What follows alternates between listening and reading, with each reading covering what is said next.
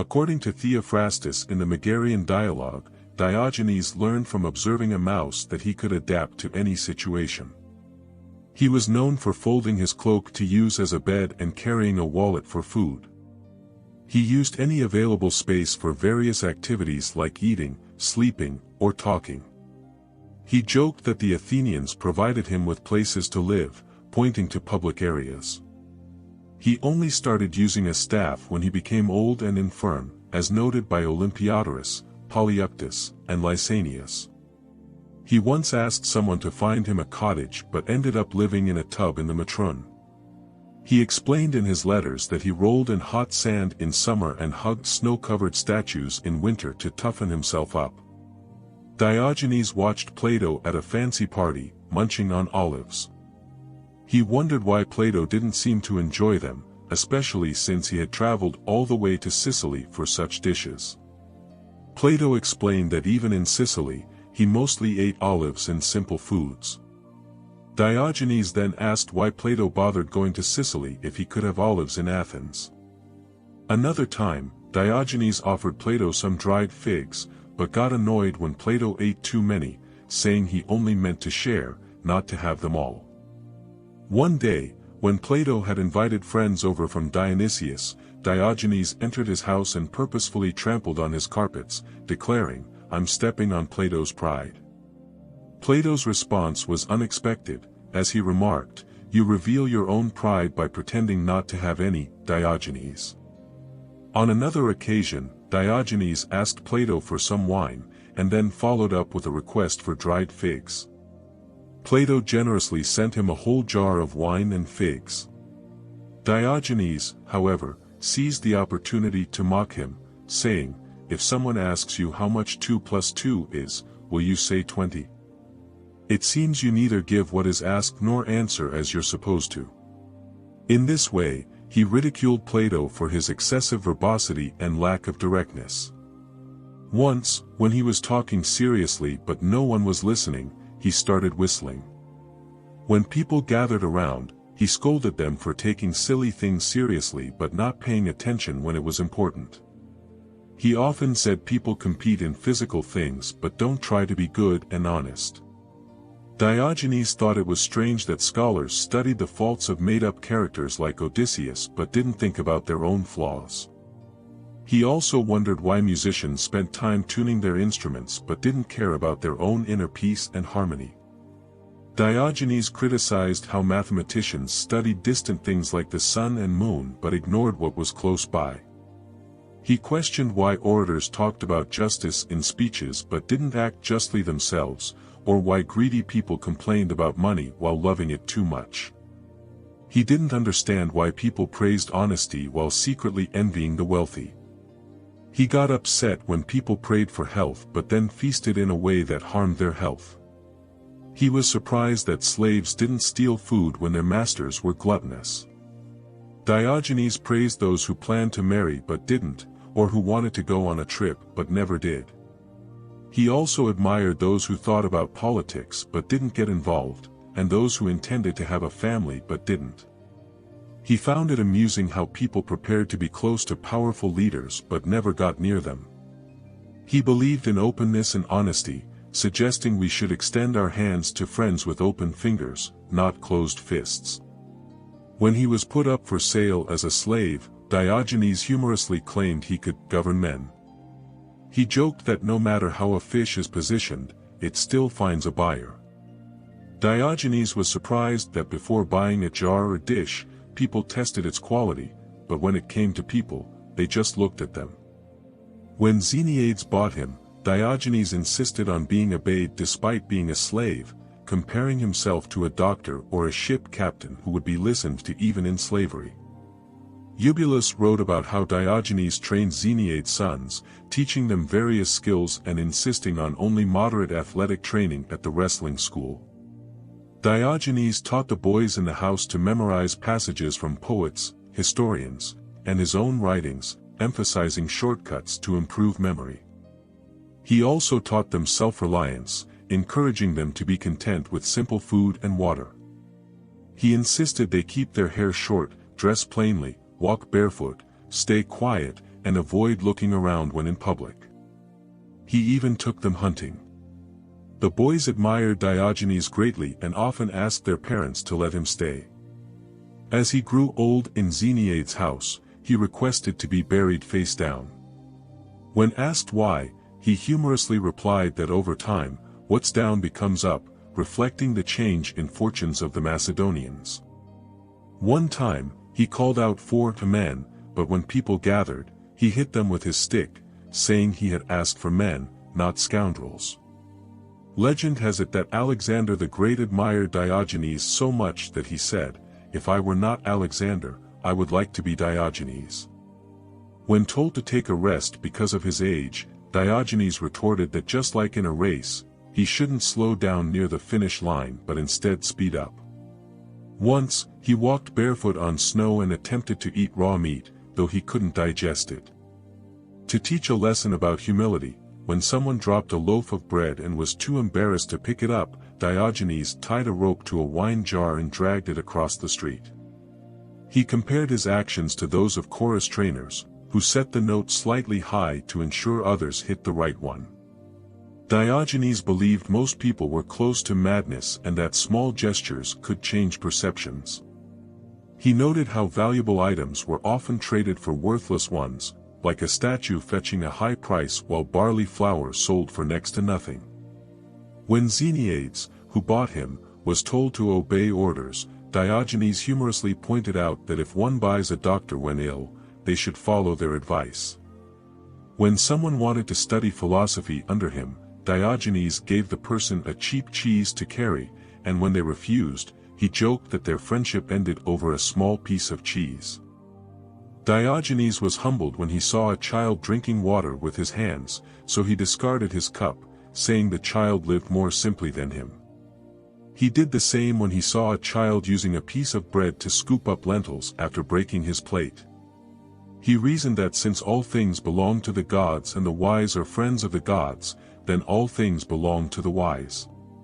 To free a woman from superstition, he once suggested that she might be embarrassed if a god was standing behind her, as everything is filled with divine presence. Lastly, Diogenes dedicated a bruiser to Asclepius, a person who would run up to those who fell and bruise them, perhaps as a humorous comment on people's tendency to worship gods for healing. Once, while basking in the sun, Alexander the Great offered him any boon he desired. Diogenes simply asked him to step aside and not block his sunlight. When someone read aloud for a long time and reached the end of the roll, Diogenes joked that they had finally reached land. In response to someone who argued he had horns, Diogenes touched his forehead, saying he didn't see any. Similarly, when someone claimed there was no such thing as motion, he got up and walked around. When someone discussed celestial phenomena, Diogenes sarcastically asked how many days it took them to come down from the sky. Upon seeing a eunuch's door sign that read, "Let nothing evil enter," Diogenes pointed out that the owner himself couldn't enter. He humorously claimed that when he anointed his feet with ointment, it traveled from his head into the air but from his feet into his nose. When urged by Athenians to be initiated into certain rites promising special privileges in the afterlife, Diogenes found it absurd that great leaders like Agesilaus and Epaminondas might end up in the mud while less worthy individuals enjoyed paradise simply because they were initiated. Diogenes was known for his clever remarks. When mice came near him, he joked that even he had tiny guests. When Plato called him a dog, Diogenes agreed, saying he always went back to those who sold him. Once, leaving a bathhouse, he gave different answers to questions about how many people were bathing, showing his playful side. He challenged Plato's definition of a man by bringing a plucked chicken to a lecture, leading to a change in the definition. He told a rich man to eat lunch whenever he wanted and a poor man to eat when he could. When he saw sheep wearing clothes while children went bare, he joked it's better to be a sheep than a child in that place. When someone threatened him with a beam, he joked if they planned to hit him again. He called politicians servants of the people and once pretended to search for a man with a lamp in the daytime. Despite his jokes, the people of Athens loved him. They punished a boy who broke his bathtub and gave him a new one. When captured by Philip of Macedon, he called himself a spy on greed and earned respect and freedom. He laughed at Perdiccas's threat of death, saying even a beetle would make the same threat. Diogenes believed life was made hard by wanting too many things. He joked with a man whose servant put on his shoes, saying true happiness would be when the servant also wiped his nose.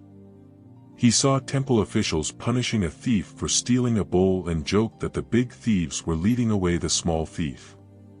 When he saw a boy throwing stones at a cross, he encouraged him, saying he'd hit his target.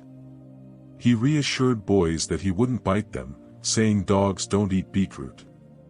To someone proud of wearing a lion's skin, he advised against disrespecting the symbol of courage. Diogenes saw Callisthenes' service with Alexander not as luck but as bad luck, as he had to eat whenever Alexander wanted. During feasts, people treated him like a dog, throwing bones at him. Diogenes got back at them by splashing them with water. He called those who spoke for fame thrice wretched and compared an ignorant rich person to the sheep with the golden fleece. He joked about a profligate person's house being sold after overindulgence. Diogenes did quirky things, like eating lupins during someone's speech to steal the attention. He once begged from a statue just to practice being refused. When asked why athletes weren't smart, he joked that it was because they were made of pork and beef. He gave a witty answer to a tyrant asking about the best bronze for a statue, mentioning the bronze used for statues of famous liberators. Despite his tough life, Diogenes found humor in everyday situations and used his quick wit to respond to the world around him. When a tyrant asked about the best bronze for a statue, Diogenes replied that it should be the same as what Harmodius and Aristogiton were made of. When asked how Dionysius treated his friends, he said Dionysius treated them like purses: when they're full, he keeps them, and when they're empty, he throws them away. He saw a newlywed's door sign boasting about Heracles living there and added his own twist, saying, after war, alliance. He believed the love of money was the root of all evils. When he saw someone wasting money on olives in a tavern, he joked that if they had eaten like that for breakfast, they wouldn't need such a lavish dinner. Diogenes had some sharp observations about life. He thought good men were like images of the gods, and love was just something to occupy idle minds. When asked about the most miserable thing in life, he said it was an old man without anything. He believed the worst bite came from a sycophant or a flatterer. When he saw poorly painted centaurs, he joked about which one was worse. He thought flattering words were like honey meant to choke you, and he compared the stomach to a dangerous whirlpool. When he heard about a flute player caught in adultery, he joked that just his name was enough to get him in trouble. He had a witty response for why gold looks pale, saying it's because so many thieves are after it. When he saw a woman being carried in a litter, he humorously commented that the cage didn't match the bird. Once, he warned a runaway slave not to fall into a well. He joked with a boy at the baths, asking if he was taking clothes for some ointment or a new cloak. He made a dark joke when he saw women being hanged from a tree, saying he wished all trees bore similar fruit. Confronting a footpad, he humorously asked if he was there to rob the dead. When asked if he had anyone to care for him, he replied he had no one, but joked that whoever wanted his house could deal with his burial. He had funny responses to serious questions too. When asked about the right time to marry, he advised against it for young men and said old men should never marry. He had a sharp eye for human behavior. Once, he saw a youth dressing elaborately and remarked that if it was for men, he was foolish, but if for women, he was deceitful. When he caught a youth blushing, he encouraged him, saying it was a sign of courage. Diogenes had clever comebacks for criticism too. When told many people laughed at him, he retorted that he wasn't laughed down. He had a philosophical outlook on life. When someone said life was evil, he corrected them, saying it's not life itself but living badly.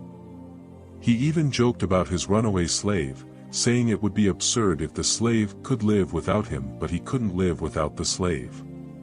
Even during breakfast, he had a witty moment, throwing away a cake hidden among olives and saying it didn't belong among the prince's food. He compared himself to a dog, saying people praised certain breeds but were too afraid to hunt with them, just like they couldn't handle his unconventional lifestyle. When asked if wise people eat cakes, Diogenes replied affirmatively, saying they eat all kinds of cakes, just like everyone else. When questioned why people give money to beggars but not to philosophers, he answered that they fear they might become physically impaired one day, but they never anticipate turning to philosophy. Once, while asking a stingy person for food, he quipped that he was requesting sustenance, not funds for his funeral. Upon arriving at Mindus and noticing its large gates despite the small size of the city, he humorously advised the citizens to lock their gates to prevent the city from running away. Witnessing a thief caught stealing purple fabric, he remarked on the thief's grim fate. Refusing an invitation from Craterus, he asserted his preference for meager sustenance in Athens over lavish meals at Craterus's table. When he encountered Anaximenes, a portly rhetorician, he humorously suggested sharing some of his belly with the beggars for mutual benefit. Diogenes then disrupted Anaximenes' lecture by presenting salted fish to the audience, irritating the speaker and amusing Diogenes. When two people hid from him out of fear, Diogenes humorously reassured them by saying they needn't be afraid because a hound like himself wouldn't be interested in beetroot. This witty remark downplays his own threat while poking fun at the situation. Finally, when he saw a child of a courtesan throwing stones at a crowd, Diogenes jokingly warned the child to be careful not to hit their own father. This remark humorously highlights the irony of the child's actions and demonstrates Diogenes' ability to find humor in everyday situations. When onlookers insulted him by calling him a dog while he was having breakfast in public, Diogenes turned the insult back on them. He humorously called them the real dogs for watching him eat. When Plato suggested he could have avoided washing lettuces by seeking favor from Dionysius, Diogenes cleverly flipped the scenario, implying that if Plato had done menial tasks like washing lettuces, he wouldn't have needed Dionysius's favor. Despite facing mockery, Diogenes remained unfazed, dismissing those who laughed at him as ignorant as donkeys and indicating he didn't care for their opinions. He once commended a young person studying philosophy, recognizing the pursuit of inner beauty over superficial charms. Diogenes often revealed his contempt for hypocrisy. When denied alms by a grumpy individual, he humorously remarked that if he could persuade them, he would have persuaded them to hang themselves. He also didn't shy away from challenging authority. When questioned about his travels, he humorously replied that he was moving from the men's apartments to the women's. Unafraid of stirring controversy, Diogenes openly criticized a golden statue of Aphrodite in Delphi, condemning it as a symbol of Greece's moral decay. Even when confronted by Alexander the Great, Diogenes confidently asserted his identity as a cynic, prioritizing his principles over the king's power. Asked why he was called a hound, he explained his behavior by likening himself to a dog, fawning on those who gave him something, barking at those who refused, and biting at scoundrels. When a boy showed him a dagger with a fancy blade but a plain handle, Diogenes commented, "A pretty blade with an ugly handle." He didn't hesitate to challenge people's praises. When someone praised a person for giving him a gift, Diogenes interjected, saying they should also praise him for being deserving of it. Similarly, when asked for the return of a cloak, Diogenes cleverly replied that if it was a gift, he owned it, and if it was a loan, he was using it. In response to philosophical inquiries, Diogenes expressed that his greatest gain from philosophy was being prepared for any circumstance. When asked about his origins, he famously declared himself to be a citizen of the world. Diogenes questioned traditional rituals, suggesting that parents should sacrifice not just for a son to be born, but also for what kind of person he would become. He humorously declined to contribute to a club, advising the president to refrain from taking more than his share. He had a knack for calling out power dynamics, referring to mistresses of kings as queens because they influenced the king's decisions. Diogenes also didn't shy away from dirty places, arguing that like the sun, he could visit them without being tainted. When dining in a temple and encountering loaves that were not clean, Diogenes threw them away, emphasizing that nothing unclean should enter a sacred space. In response to someone questioning his knowledge despite being a philosopher, Diogenes defended himself, suggesting that even if he only pretended to wisdom, that pretense itself was a form of philosophy. When presented with a child described as highly gifted and of excellent character, Diogenes questioned his own relevance, implying that such a child wouldn't need his guidance. He criticized those who spoke admirably but failed to act accordingly, comparing them to a harp that produces beautiful sounds but lacks the ability to hear or perceive. Diogenes often confronted individuals about their behavior. He chastised a young man for behaving in an effeminate manner, challenging him to align his intentions with his natural masculinity. Similarly, he reprimanded a fool tuning a psaltery for not focusing on harmonizing his soul with life. He didn't hesitate to call out hypocrisy or misplaced priorities. He questioned a man's refusal to pursue philosophy, asking why he bothered to live if he didn't care to live well. He also criticized someone for despising their father, urging them to feel ashamed of their pride. Diogenes cleverly responded to criticism, defending his actions with wit. When accused of drinking in a tavern, he humorously compared it to getting his hair cut in a barber's shop.